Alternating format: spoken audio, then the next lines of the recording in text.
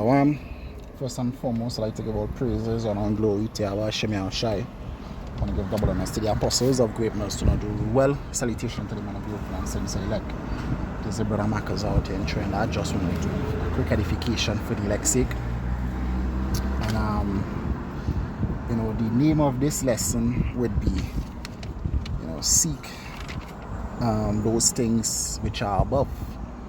Right? And when I say seek those things which are above, meaning that you're seeking the kingdom of Yahweh Shem Shai, you're seeking salvation, you're seeking everlasting life. Alright, you're seeking to escape the pollution of this world, and also seeking to escape, pursuant to 1 Thessalonians chapter 1 and verse 10, the wrath to come.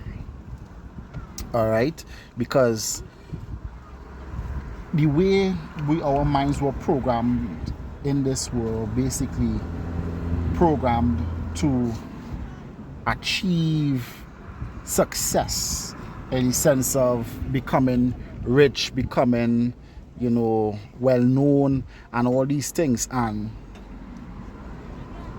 the truth and fact about this kingdom is this is a failing kingdom. It's a failing economy. As you could see, the dollar is almost done. Basically the head of all nations, which is Babylon the Great, is almost practically on her knees right now.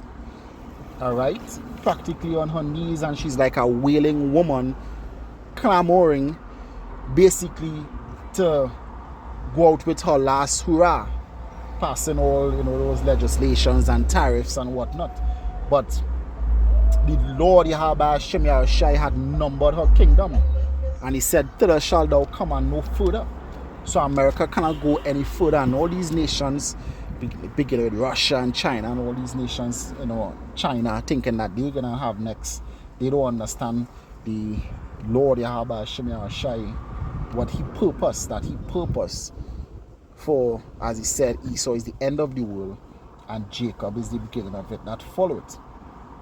And first thing you know that this kingdom is about to end, our hearts, which go back to the Hebrew word lab, which means mind, our mind supposed to be fixated on the kingdom of the Lord Yahweh Shem Shai. Alright? As the scripture says, remember Lot's wife. Lot's wife, she was stubborn, and also her heart was was fixated up. Probably she was rich. Lot would have been rich. That was Abraham's nephew, so he would have had a lot of wealth, and she, being his wife, would have also enjoyed that wealth. All right.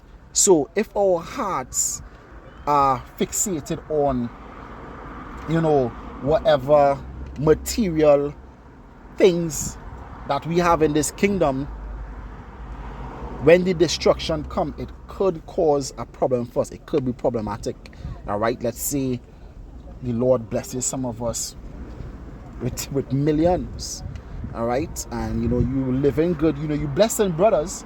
You doing righteous, but you working on businesses, wherever the case is, while still doing the will of Yahweh Shem Shai, of course. But then the economy goes cashless, and then you left with the the conundrum of taking the microchip and keeping your millions, or not taking the microchip and losing your millions. And if your heart is too far gone in this world, you might just end up in the situation where you would reject the Lord Yahweh Shem Shai, just like the rich man, when the Lord told him, "One thing thou lackest," all right, and he turned away sorrowful because he had many goods. All right. So despite we might have many, our mindset, as the scripture says, he that buildeth a house as though he will not live therein. We have to have that mindset of pilgrims that, hey, guess what? The things that we have here right now, that we have in this kingdom, they're temporal. They're gonna be wiped away soon enough. But what we're gonna have, we have an enduring kingdom with Yahweh Shem Shai, and where we're gonna receive 100 times more than the pocket change that we had in this kingdom. All right, and riches that nobody could take away from us, and we're gonna have all eternity to enjoy it. All right, this is Proverbs chapter 15 and 24. The way of life is above to the wise, that he may depart from hell beneath. All right, so this is hell. This is hell. This wicked kingdom, this Edomite kingdom, this is hell. All right, and because Esau or the wicked is ruling, it causes a wicked aura to be spread, a wicked spirit to be spread and through the whole earth. All right, as the scripture says, gross darkness the people. All right, where a lot of lies, a lot of deception, and a lot of abominations are being spread throughout all the earth, and causes the earth to lose her youth, lose her strength, and ultimately cause a lot of destruction for people, because our people, as the scripture says, the righteous is more excellent than his neighbor, but the way of the wicked is seduce them. And being of the nation of Israel, we are the children of the righteous. And Jake, as you can see from throughout history, reading the scriptures, Jake, Israelites, easily swayed with the customs of the heathen, and that is why we need salvation. That is why we need the Lord Yahweh Hashem Yahushai to deliver us out of this wicked place. All right, so don't set your heart on the the treasures of this world and the things of this world. All right, because it will cause you destruction. Colossians 3:1, it says, if ye then be risen with Mashiach. And what it means to be risen, when you go back into Romans chapter 6, it said that we were baptized into his death. The old man died. The old way of life, the old thinking that you had, the old ideals and all the things that you held dear to this world, all the dreams, the so-called dreams that you had, all right, all that's supposed to be dead. We're supposed to become, a new man when entering into this truth. All right, it says, if you be risen with Yahweh Shem Mashiach, seek those things which are above, where Mashiach sitteth on the right hand of Yahweh. Set your affection on things above, not on things on the earth. For ye are dead, and your life is hid with Mashiach in Yahweh. It says, when Mashiach, who is our life, shall appear, then shall we also appear with him in glory. And that glory no man able to take away from us. We're going to have supernatural powers. We're going to have everlasting life. We're going to own this whole world. So yes, you might have millions in this world, own businesses, own properties, but the poorest of the Israelites in the kingdom gonna have 100 times more than that. So I suggest that you work on the chance of the hope of salvation, because guess what? There's a glory and an honor that comes with being part of the first resurrection. All right, the scripture says, blessed are they that had part in the first resurrection. All right, this is the book of 2nd Ezra chapter 7 and verse 16. It says, why hast thou not considered in thy mind, thy heart, this thing that is to come, rather than that which is present? So we're supposed to be worrying about the things to come, not the things that are present. This work gonna be done away with. That was what the angel was asking Ezra. Why are you worried about the things now? Worried about the things that to come, the glory to come. Worry about that. All right? That we're not gonna have to be afflicted. You know it is to be a millionaire today and die tomorrow because of poor health, because of a stray bullet, because of a faulty vehicle and cause an accident, something collapsed and fall on you. The fear of death, the sentence of death is with us every live long day. So we might labor hard and be a millionaire tomorrow, and that same instant we could die of a heart attack. But in the kingdom of Yahweh Hashem Yahushai, we don't have that worries. We don't have that worries. So yeah, if wealth and luxury is something that you like, wait for it in the kingdom. All right? Wait for it in the kingdom. You're going to be more enduring in the kingdom. All right? So I'll repeat this. 2nd Ezra chapter 7 and verse 16. It says, why hast thou not considered in thy mind this thing that is to come? the salvation, the first resurrection, rather than that which is present. All right, which is present is Esau's wicked kingdom. All right, we have to seek to escape Esau's wicked kingdom. All right, Esau's wicked kingdom. We have to seek to escape.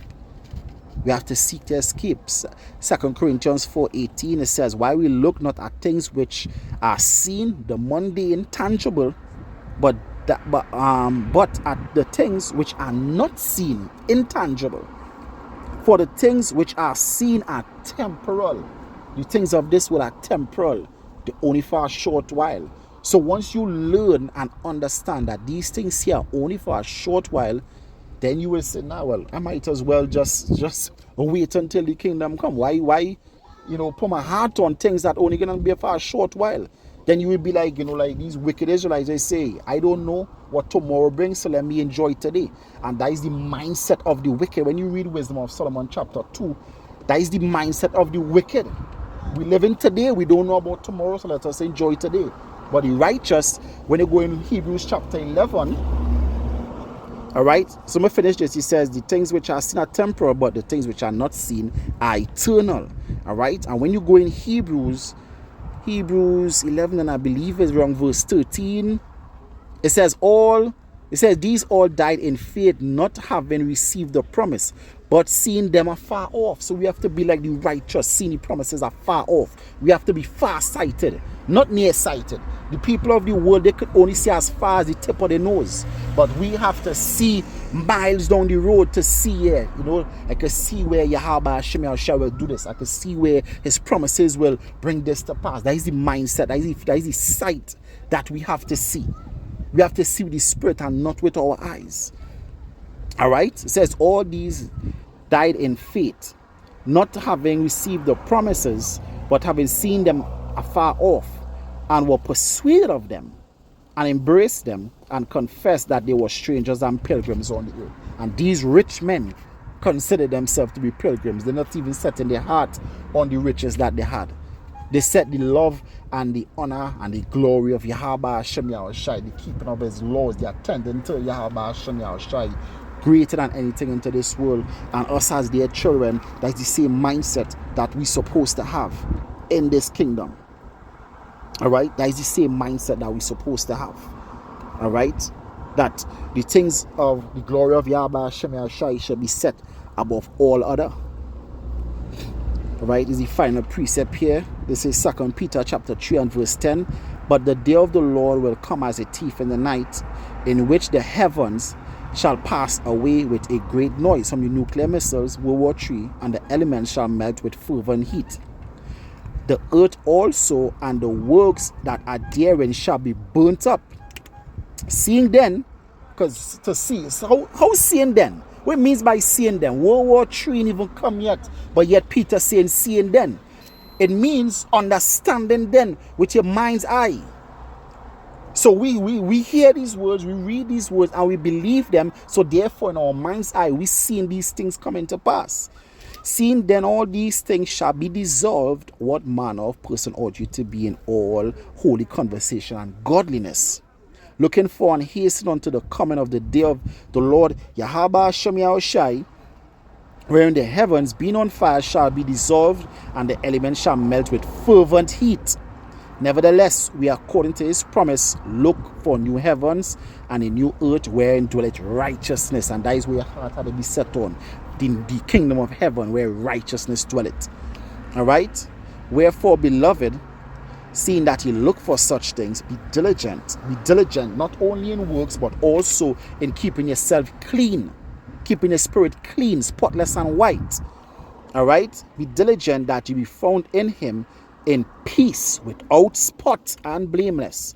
All right? So you have to work on your body, work on your spirit, not just, going out, doing the works and doing lessons, because guess what? That is works. So then what about faith? What about your own righteousness? Scripture says to be holy as a Father in heaven is holy. All right? So therefore, we have to set our mind on the kingdom of Yahweh Hashem Yahushua, not on this kingdom. All right? So with that, hope it was edifying. I want to give all praises, honor, and glory to Yahweh Hashem Yahushua. want to give double honors to the apostles of greatness who rule well. Salutation to the men of the hopeful and sincere elect. This is Brother Marcus out in Trinidad saying Shalom and stay strong. Shalom.